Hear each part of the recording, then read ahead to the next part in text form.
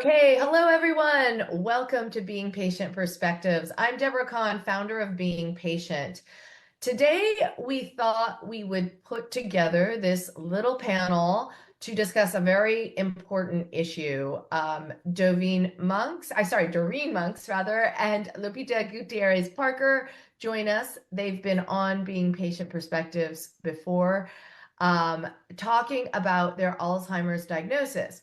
Well, since then, both have found out that they actually don't have amyloid plaque in their brains. And so that raises the question, what next? So please welcome both LuPita and Doreen to kick this conversation. Welcome to both of you. Thank you. It's nice to be here. Okay, Again. So we were just saying this before we started the video. I don't know whether to say congratulations or what. I mean, both of you have been living with an Alzheimer's diagnosis for almost a decade. I mean, I think it's been a decade for you, Doreen, and LuPita, it's almost a decade for you. Yeah. First, let's talk about how you found out that you're not amyloid positive. LuPita, how did you find out? Well, I finally had a PET scan in May of this year. And in June, I received the results from my second neurologist, and he indicated that I did not have amyloid plaque in my brain, and I was just shocked but not surprised, but I do have dementia. So is it good news? Is it bad news? It's about the same. How was it that you were able to get a PET scan? I mean, you're well into the diagnosis. What led you to get a PET scan when you did? Well, I pushed for it. I advocated for myself, and I wanted to know what type of Alzheimer's I had, and if so, did I have amyloid plaque, and if so, how much? Because I wanted to find out specifically would I qualify for a new study or to get into a new drug that's on the market, like Leqembi or one of those others that I might qualify for. So it must have been, it just must have been shocking. Tell us a little bit, Doreen, about your experience. I mean, you're almost a decade in living life, like you feel like you have Alzheimer's diagnosis at least. Well, I've always, luckily done quite well for myself. And I always tested at mild cognitive impairment. But at 9 years, almost 10 years ago, I guess, really, I had a different type of PET scan. And that showed a pattern consistent with Alzheimer's disease. So that's where the diagnosis came. So the feeling was I did have Alzheimer's, but this is what I was told. My pre-diagnostic IQ was well above normal. So even though it was declined, it was still at a higher level. So that's why I tested MCI. And then, 9 months ago it happened, or 8 months ago. So how did you get the PET scan as well? So I wanted to enroll in a clinical trial. There was another drug kind of behind donanemab, but I wanted to enter the trial. So I did all the preliminary stuff. You're going to be a great candidate. MRIs, fine, consistent with the other MRIs. And then I got the PET scan as part of the inclusion criteria for the study. And I got my study partner and I got called to the center, and the medical director actually, she's actually a PhD.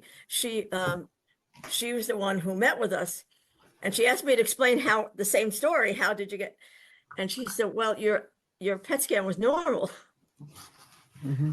So this is where I think it's really interesting to delve into this, because let's just start first with the emotion behind that, okay? Because I think it's complicated, and then let's talk about kind of next steps going forward and diagnosis. But I would think that's kind of a really confusing thing to hear because technically, amyloid defines an earlier presence of Alzheimer's disease, or at least that's the presumed pathology. You both definitely have been experiencing symptoms of Alzheimer's, no question. So, what does that mean in terms of, I mean, are you looking at this like, okay, I have a clean slate? There's definitely something wrong. I didn't imagine this, right? But now what do I do? What questions are you asking yourself? Um, And where are you going to find the answers? I was very angry. Um, I lost a lot in 9 years. I lost my job. I lost my money. I lost 70% of my income when I had to stop working. I lost my home. I couldn't afford where I lived anymore. I had to rehome my dog because 10 years ago, it was like you got 9 years to live and you just planned, so I expected not to make my 70th birthday. And I planned my life accordingly. I spent 11 months in assisted living until I realized there's just no way I can stay here. I was just doing it. So, and now I'm now living in a modified income apartment because that's as much as I can afford. And so it took me a little while to get over that. And I felt used, but I didn't, the problem was then I like, if I knew then, so much would have been different. And maybe it wouldn't be, maybe I'd still be in my own home. I'd still have my dog, and I'd still have I could actually go buy something instead of having to plan for 6 months, and then I thought, well, who are you supposed to be angry at? Yeah. I mean, I'd be angry at the science. I mean, it wasn't anybody's fault. It wasn't my fault. It wasn't the doctor's fault. It was just, Yeah. and then I thought, well, you know what? You can't, it's over. I mean, it's over. You're not getting that back. Yep. Unless you win the lottery, you're not getting money. Yeah. And we know where that's going. And excuse me. And I thought, well, okay, now what's, and again, what's next? Okay, we're going to get to that. LuPita, tell me a little bit about your experience with that. Well, the same. I was really, when I found out, first I was diagnosed in the beginning with MCI. From MCI, then a year or two later, it was into early stage Alzheimer's, early onset. Okay. Then for years, I went on with this belief that I had early stage Alzheimer's, and I changed my whole life. And now I'm currently living in a situation where it's great. I like it, but the point is that it uprooted people's lives and mine. And I had to quit my job just like Doreen. And that made me angry because I was working and I really enjoyed my work. The thing is, was there somebody to blame? That's hard to say. And I want to say, ooh, if I could prove it, but you can't. I mean, it's just, There's nobody to shake. There's nobody yeah, to shake. right. And now with the second, I got a second PET scan, and that here years later, I find out in June, I don't have Alzheimer's. I don't have amyloid fluid. But he goes, but the thing is, you do have dementia and most likely vascular dementia. I said, well, do I have vascular dementia or do I have Lewy? But what is it? Well, we're not sure until next year when we do more testing.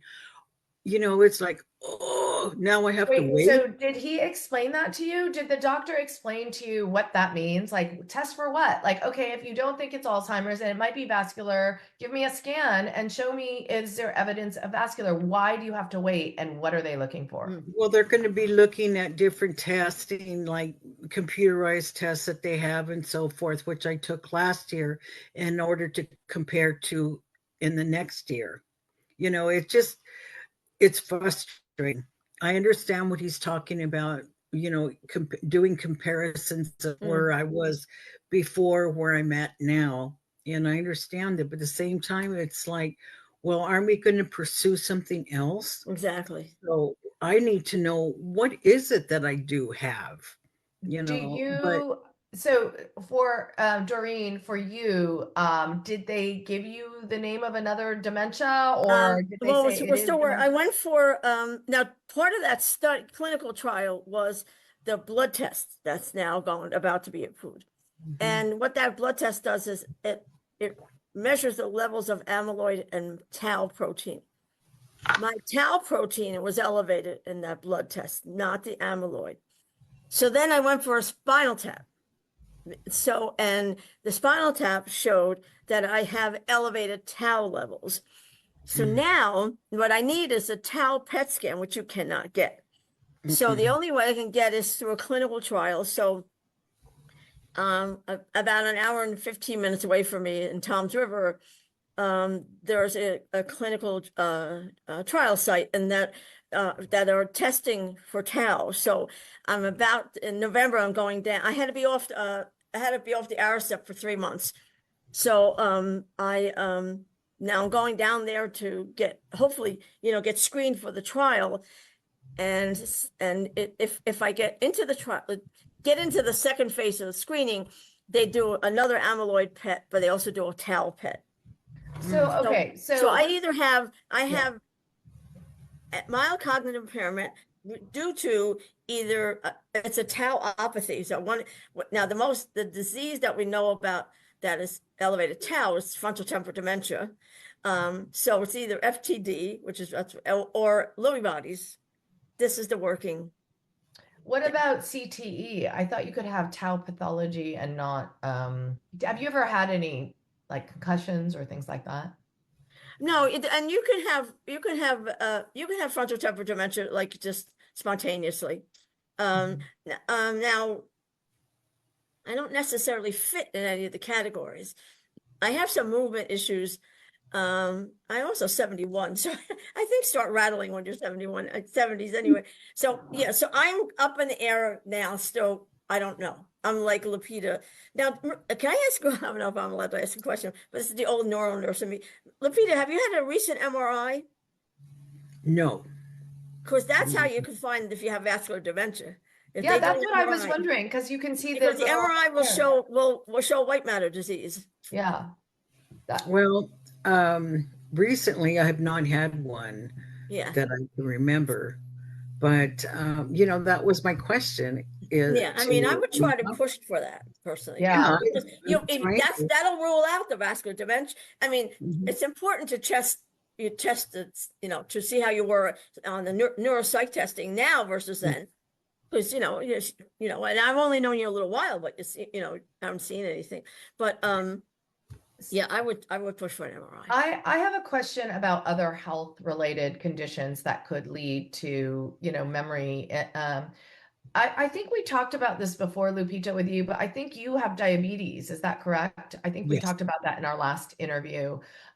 Doreen, do you have any comorbidities that could lead to, issues I do with? have hypertension, although it's well controlled.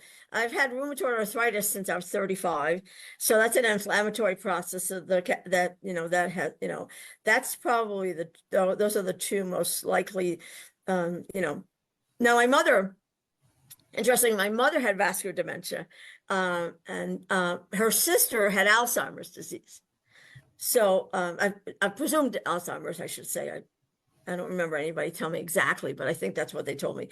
You know, so there's some sort of familial, experience to dementia anyway. Mhm. So back to the original question, like, I don't know if I should congratulate you or not.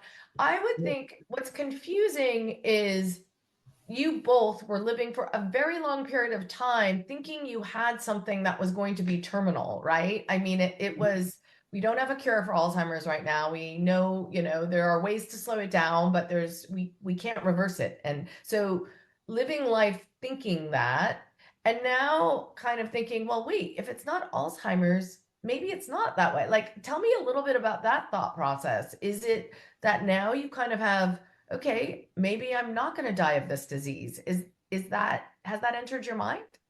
Well, it has, but my family, I have a history of Alzheimer's in my family and dementia. Both parents had dementia. So, I know eventually that's going to happen. I've prepared everything. The only thing I haven't done to be ready for the time I do depart, is set up my funeral. But I'm in the Yeah. process of doing that now. But my legal papers, my meeting with my lawyer, I've done all that Mm. because it was right in the beginning. Go and get your affairs in order, okay? Because Oh yeah, that's I didn't have much time. that's the first thing. I have a referral to another neurologist through the UW Brain Center in Seattle, and I'm waiting to see if I can get in to see a doctor there. But I'm on a 3 to 5 month wait. So in the meantime, I'll continue my 2 different types of medication I'm on for my brain, and I'll keep doing what I have been doing, Can which I is ask living you what my life. medications? Can I ask you what medications you're taking right now? Sure, I'm taking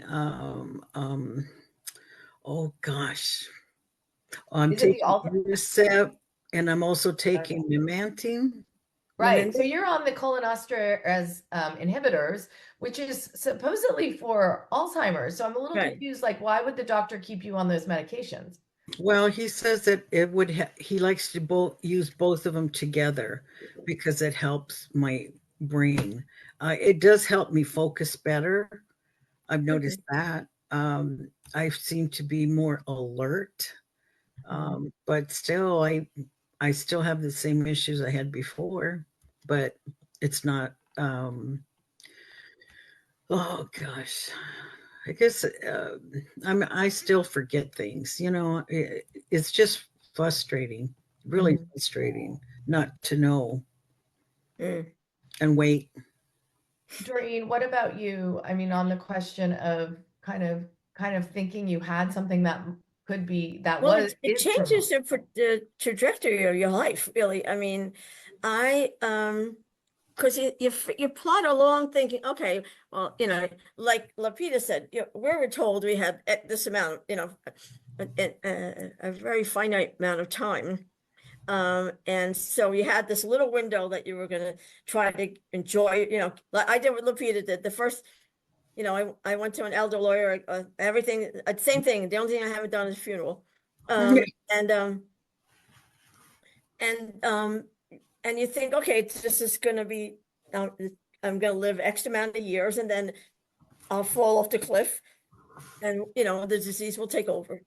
And now now I don't like, am I just going to plod along with like, if I don't know what to do with my life now because I feel like I could have, I'm still figuring out what am I supposed to do now because I'm still volunteering and doing all that stuff. Mhm. And it's just the story changed again. I think Yeah. this is the thing, when you get diagnosed with Alzheimer's, your life stops and you have to recreate your life. And you do that. Mhm.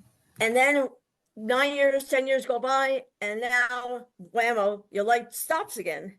And now Mhm. you have to recreate this new life based on the fact that it's nobody knows yet. So we're both back to the point of finally getting diagnosed again. So we're on round 2 of diagnoses, and it's gonna take a while. Round two, 10 years later. That's what's Yes. like, whoa, that's just mind-blowing, you Yeah. know? It is, but you got to continue to live your That's life. right. I mean, you You can't know, like you and continue to advocate for yourself and for others, because think about it. I look at it this way in my activism and my advocacy. I belong to various groups, and the reason I do that is because we have to help other people who have dementia, have Alzheimer's, and they don't have that advocacy. They don't have that person to go out with them and advocate for them, And, because I was thinking we actually I'm sorry, don't can I just know. say, I just want to say, you're right about that. That part of life hasn't changed. The Right. passion behind the advocacy work, and I can speak for LuPita, is still as strong as ever. Unlike LuPita, we belong to multiple organizations because each organization looks at this problem a little different way, and it Yeah. also exposes us to more people. And that's 100%. really the And there's, task at hand, just to talk. yeah. We talk to everybody we can, and then some. And then there may be a lot of other people out there like you, right? Yes. Who don't know themselves. I mean, let's face it, most people don't get PET scans. I mean, the blood tests are coming, but they're not readily available to most patients. Right. And so Right. there could be a whole population of people living with Alzheimer's who I would not technically, be surprised that yeah, Well, we're not the only two. We're not Right. the only two. CMS finally agreed to pay for PET scans. So I would imagine in the future, within next year, this year, we're going to see an increase in PET scans with people because now it's approved and it's covered by Medicare. 100%. And So you're I right. want, I want to get to a question that someone from our audience, Seema, is asking. Did anyone ever mention the possibility of functional cognitive disorder? Has that ever been mentioned to you, either one of you? No. No. I know there's a thing called the functional cognitive, but nobody actually just. Okay, so this actually raises an important point. So you both discover there's no amyloid in your brains due to PET scan. But it sounds like on both sides, you weren't, it's kind of, oh, it might be this, oh, it's dementia. Dementia is the broader umbrella term. Right. Yeah. So I guess my question is, have you felt like through your journey over the last 8 or 10 years, things have consistently stayed around the same, or is it like an up and down progression, or do you feel like you're getting worse? Like, what are the symptoms telling you? Well, for me, I know things I used to be able to do, I can't do anymore. I know I used to be really active. I'm not as active as I used to be. I don't go out as much anymore because it just, all the noise and all the commotion, it really irritates me. Maybe not irritate, but it bothers me. I don't feel comfortable. Um, it's just, and my forgetfulness is getting worse. I think I know my daughter is my care partner. She helps me do so much more than before. I don't cook as much anymore because I forget to put in, the spices and so forth, which I used to enjoy cooking and so forth. But have things changed? Yes, I'm more quieter. I'm not as social as I used to be. But and it's just I know I feel different. I am different. Doreen, what about for you? I have to say, I think for the most part, everything's been fairly consistent. I think I did better once I stopped working. I mean, I'm a single person. I had all my bills are on auto pay. I live in a 600 square foot apartment. So there's not an overbearing amount of stress on my life. So I think that has helped me stay the way. I mean, my memory's a little different, a little impacted more because I'm 71, than having the disease. But for the most part, things are pretty consistent. I probably have more physical issues. I have a lot more physical issues now that are impacting me more than my brain, actually. Okay, so I guess my question to both of you is what next? Like, what are you going to do next? Considering technically you both now don't have a diagnosis, right? I mean, dementia is an umbrella term. It could be a lot of different things. So what next? Well, for me, I'm going to continue to pursue another diagnosis. I want an accurate diagnosis. I want to know exactly what I have, because if if I have this feeling like, what is wrong with me? You know, am I crazy? There are times where I feel like I know I'm not crazy. I know there's a mental problem, and I have this disease, but what is it? For me, I need to know. I think that would give me reassurance and so forth. I'll continue to live my life, and I'll have, and I typically right now have a great situation, and am happy, because I'm still here and I'm progressing, but I'm not progressing as fast as others. And so I'm thankful every day for what I do have. Yeah. Yeah, and you do bring up a good point because the only reference I have is my own mom, right, who's 10 years in now to Alzheimer's with an Alzheimer's diagnosis. I have no idea actually on my run this morning I was thinking I wonder if my mom has plaque in her brain because I have no idea. And I've often thought maybe it was vascular dementia with her, but 10 years progression with her makes me feel like a diagnosis of some sort of dementia, whether it's vascular or Mhm. Alzheimer's, is appropriate, right? Because she has significantly declined Mhm. over the course of a decade. Now, both of you um haven't really. I mean, there might be little things that you notice that aren't the same, but in some ways we all kind of go through that, right? It's like, I've noticed it within my own abilities, right? And I'm not at all, dismissing that there is a problem there. But, it does make me think about, how, like, if you don't have a diagnosis, how do you possibly treat it, right? I mean, there's, you can't do anything without a diagnosis. And Yeah. so, from your experience, what would be your recommendation to other people who are going on these journeys where, and keeping in mind the majority of people actually don't know if they have black plaque in their brains, right? So, what is your advice to them? What should people be asking?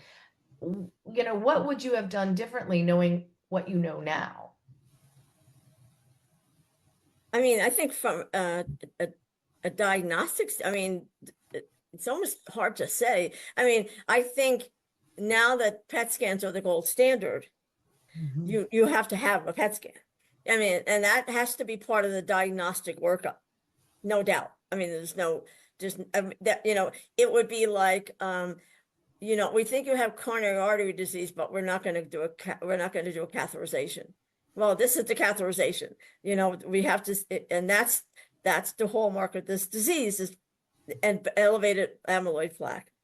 So I think that, and from a, to look back 10 years ago, what would I don't know what I've done. I mean, I was sitting in my car and my neurologist called me and said, well, it's Alzheimer's. I'll see you next week. And that was how I got my, and so I took that as good faith. I mean, my neurologist, my medical director, and we went and looked at the PET scan, and there was this pattern that said that was indicative of Alzheimer's disease. So at that point, 9 years ago, when we were both on our first beginning our journey, the only way to diagnose Alzheimer's was by autopsy. Mhm. So, I don't know what I would have done differently, except to say that how were I going through this process now, that I would demand that I had a amyloid PET scan. Well, and also you were a nurse practitioner in neurology, so you Yeah, have extra insight into Mhm. the healthcare system and how it right. works. And so, and standard of care is not to be like, oh, you want a PET scan? Let's get No, over. it should be Yeah. the absolute. I mean, it is the gold standard right now. Now, once Yeah. the blood test comes out, because it's got an over a 90% accuracy rate, then no, you're not going to just do the blood study. Just do the blood test. And I Mhm. think, and because a lot easier, a lot cheaper, Mhm. but right this moment, unless now some people have access to the blood test. So if you have access to the blood test, you get the blood test. If you don't have access to the blood test, you get the amyloid PET. And that would be, that's Yeah. non-negotiable, I think. Were either one of you given the blood test as well before you got your PET? No. Well, I had a blood test way back when, but whether that showed anything or not, I'm not sure. I don't Yeah, it know. probably wasn't because it's I kind of had it, and that's the one that showed that the tau was elevated. so you had the Oh, p-tau 217, Doreen, do you No, know? just this year, the debate oh, the 9 months new ago, one.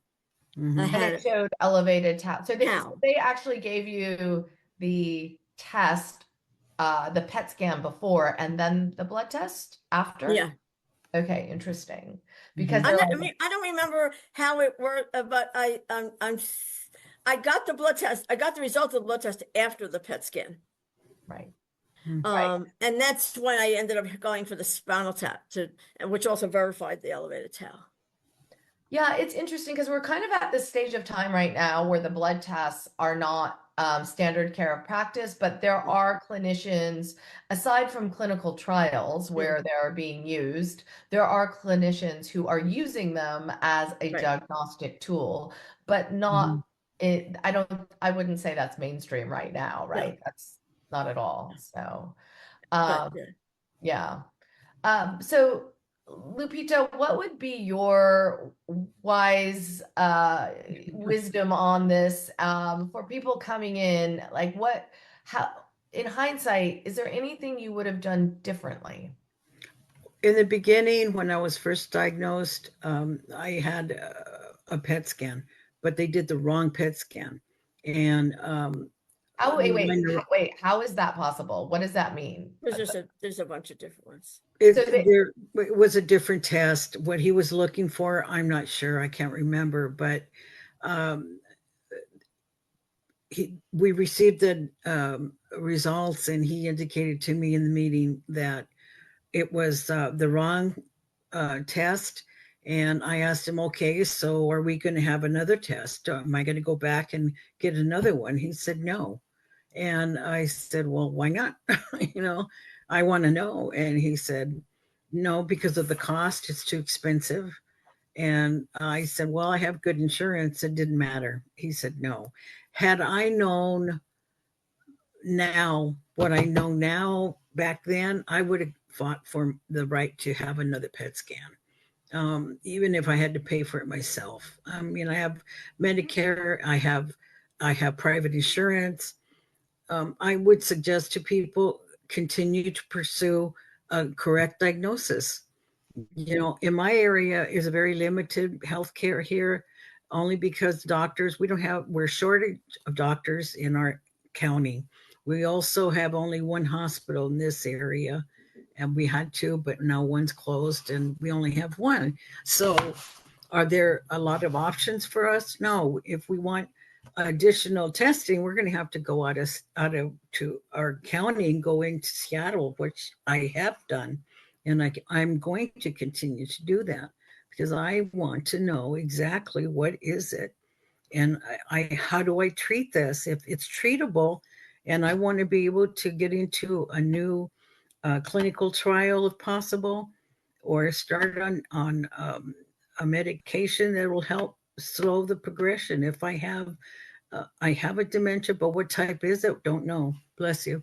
So, thank you, sorry. well, it's okay.